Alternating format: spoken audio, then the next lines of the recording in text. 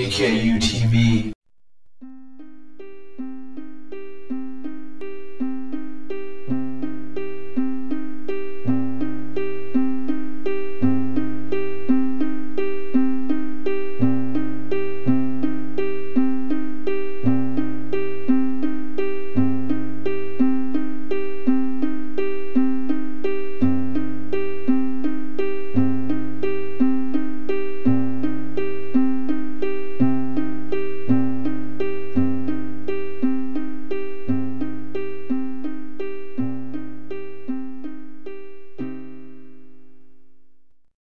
We've all heard the classic phrase, to open Pandora's box, which means to perform an action that may seem small or innocuous, but that turns out to have severe and far-reaching consequences.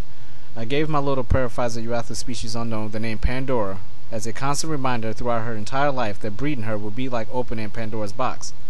Although I'm very sure if I made this tarantula with a male Paraphysa or Euathlus species, I would get some unique and beautiful hybrids out of it. The problem is I'm not absolutely sure what I would get. And most importantly, I would have introduced a new species of tarantula into the world and to the tea hobby that no one could ever truly classify.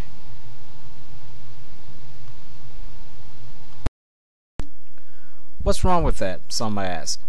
Well, the first reason is obvious. I would be introducing a new species of tarantula before the mother of that new species had yet to be confirmed and classified as a species herself.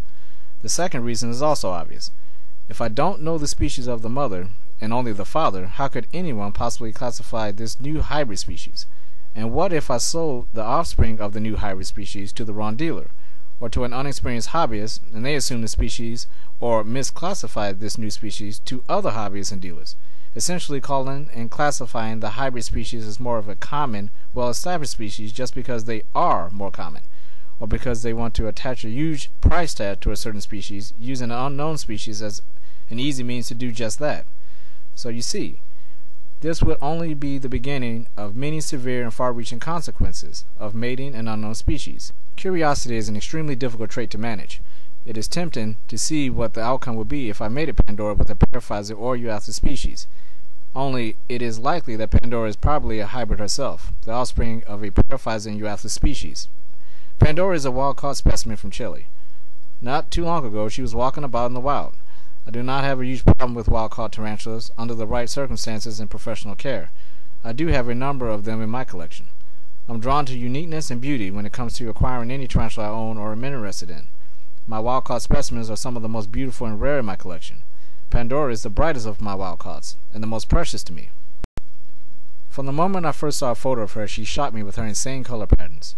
Green carapace with light green streaking patterns ripping through it. Black and tan legs with white striping accenting them. The classic Paraphysa staple mirror patch brightly displayed upon her abdomen.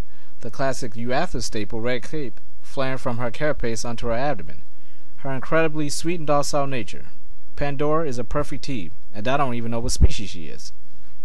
Unfortunately, because I cannot breed her, Pandora will most likely be the last Paraphysa Euathlus species unknown I will ever own. I'm extremely proud to be one of the only tarantula hobbyists in the world to own this unknown species, and I'm learning from her every day.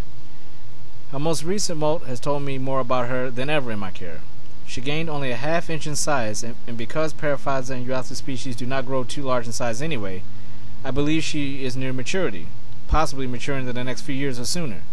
I look forward to her personal journey, and to know that to have a tarantula that could literally surprise me at any moment because no one knows anything about her or her species is gratifying. Hopefully, with a lot of luck, this species will be identified and classified, and perhaps one day, if I'm lucky, Pandora's legacy will continue through proper breeding and with no boxes in sight to worry about. That concludes this editorial. This is Dale Knight. Thanks for watching. Take care.